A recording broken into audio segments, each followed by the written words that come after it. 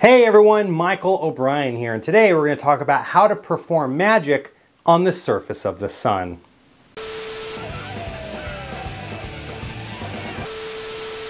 Hello my friends, and welcome back to another Advice for Magicians video where my job is to make you the best possible entertainers that you can be. Now I don't know about you, but where I live it has been hotter than the surface of the sun. The other day I did a gig in 106-degree weather. Now, here's the kicker. I was booked to perform for a company event, and it was booked at a hotel. I think it was like at a Marriott or a Sheraton or some hotel where I was under the impression that this was gonna be in like a ballroom situation. It was completely my fault for not double checking with the client exactly where everything was gonna be in before I showed up.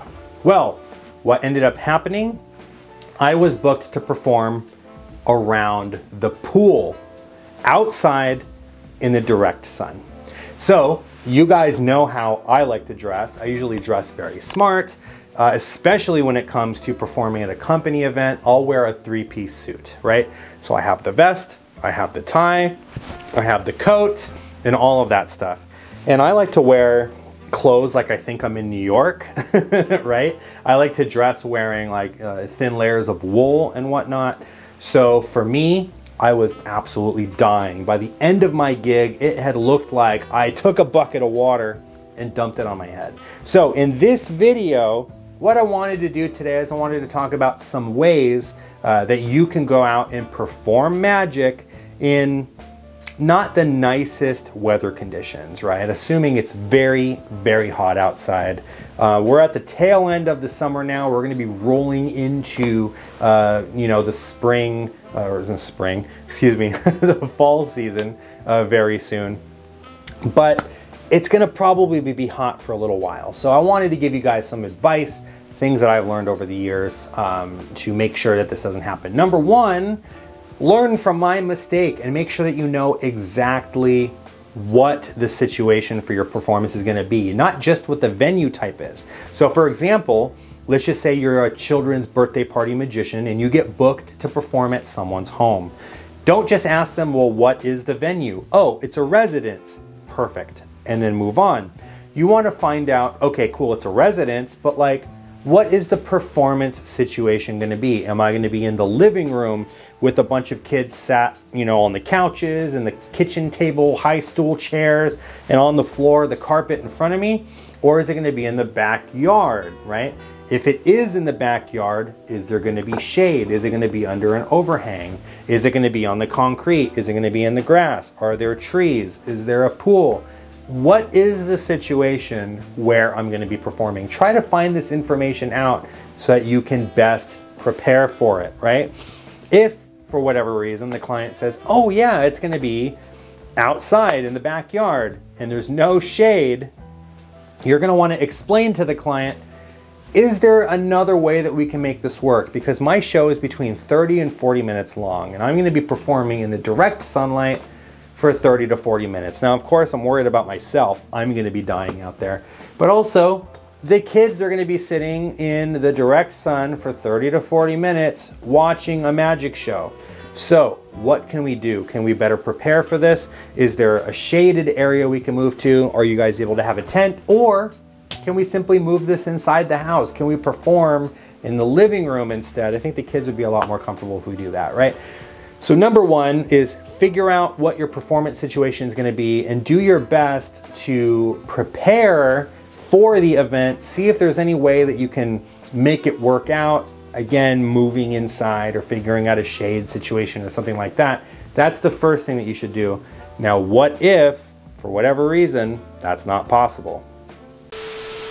Hey everyone, so sorry for the interruption. I just wanted to take a quick minute to thank the newest members of the mob for joining. Thank you guys so much. It's because of you that I'm truly able to keep this channel going. You're gonna get early access to videos, you're gonna access tutorials, lectures, and even get one-on-one access with me where you can pick my brain about anything that you like.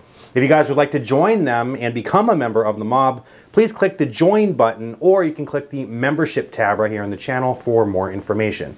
If you guys would like to see some more awesome magic, please head over to my online magic shop at o'brienmagic.com. And as always, if you enjoy these videos, please go ahead and click the subscribe button and ring the bell so that you'll be notified every time I upload a new video. Thank you so much for the interruption. And now back to the video. Like I said, at the gig that I booked, I was booked to perform at a hotel. Now, when I showed up, the client had booked the entire outside pool and bar area. It wasn't an option for me to be like, well, do you think we can move this party indoors, right? They would have looked at me like, no, we're not gonna move the entire thing. We've already booked this, right? We're not gonna be able to move it. You're gonna perform outside in the sun. So in this kind of situation now, what can I do? And the easiest thing that you can do is to prepare yourself for the worst, right?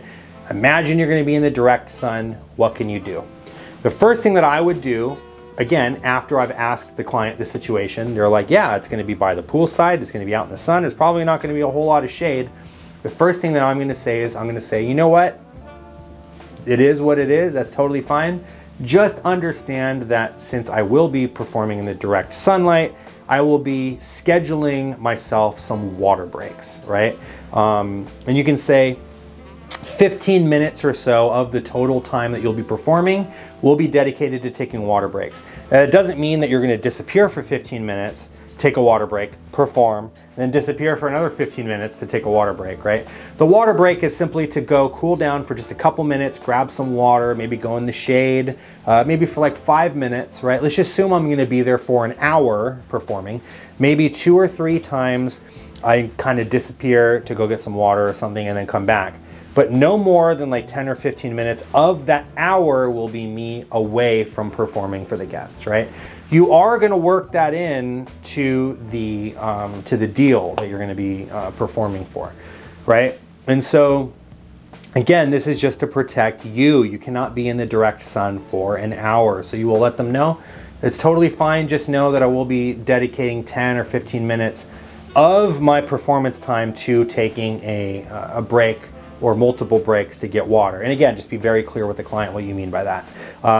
If they booked you for an hour and you're only performing for 10 minutes because the other 50 minutes are you taking a water break, they're not gonna be too happy with that. But I've never had a client be like, no, you're not allowed to go get water, right? Or use the restroom or whatever. Like, obviously you do what you need to do to take care of yourself, right? So that's number one. Number two, you also wanna make sure to have basic skin protection, right? Make sure that you're wearing sunblock, wear sunglasses if you're going to be performing outside in the direct sun. If you're already performing magic tricks that use glasses, right, or that make some use of your glasses, that could be pretty cool. Maybe you walk out and you're like, oh, it's really hot out here, hold on, and you go, bam, and now you're wearing sunglasses. Make it a magical moment. That could be really cool, but also your eyes are protected, right? I don't remember what the specific condition is called, but there is such a thing as sunburn of the eyes, where now you like, oh man, you can't even open your eyes. Like, it burns to just open your eyes. I actually had this happen to me on a recent vacation. My family and we left on a trip, and I looked like I was crying. I looked like I was miserable. My wife kept asking me, honey, are you okay? Are you okay? I'm like, I promise I'm not sad, I'm not upset. Like, it looked like I was crying, but it was just that I couldn't see because the sun was burning my eyes because I didn't have my sunglasses with me. So wearing sunglasses and skin protection, right, sunscreen, is also going to be very beneficial so that you don't go home not being able to see and looking like a lobster, right? So very, very important. Also, make sure that you've planned and prepared for different types of dress for different types of situations. Now, when it's in the dead of winter and it's super cold outside, I can wear my wool 3-piece suit with a coat, a scarf, and a hat, and I'm probably gonna be fine, right? But in the middle of the summer, not gonna be able to do that. So what can I do? Usually a smart dress option for that type of situation would be to wear your trousers, and instead of the jacket, to wear a vest and to roll your sleeves up. That way your arms can breathe. You're not wearing that heavy jacket. You're just wearing a vest. You can still wear a tie if you want to. You don't even have to button the tie all the way up. You can have the top button be loose, have the tie be a little bit looser on your neck so that you can still breathe, and you'll still look nice, right? You'll still be dressed smart.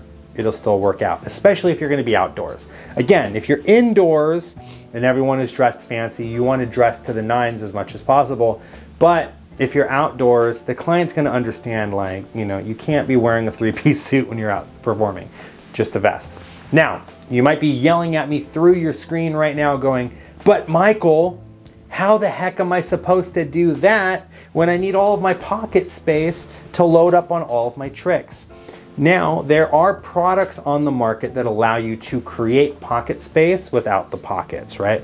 So what you could do, they make these like suspender type things.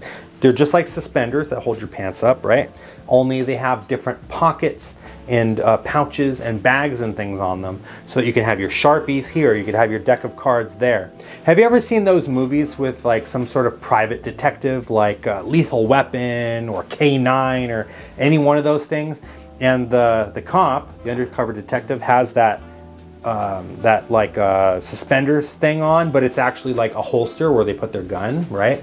Imagine that, only instead of putting a gun in there, you put your deck of cards, you put your Sharpies, you have your linking rings, you have a bag for your coins, all of these things on you, so that you're not taking up any pocket space, because you're not going to have this coat, so you're not going to have all of the pockets that you normally have. You're just going to have your trouser pockets, 1, 2, 3, 4 in the back. So again, you can have all of these additional pockets to put things in, right? Now, if you're prepared for strolling magic in general, usually you're not taking up too much pocket space. Like for me, I use 1, 2, 3, 4, 5 pockets whenever I'm performing. 5 of my pockets are taken up.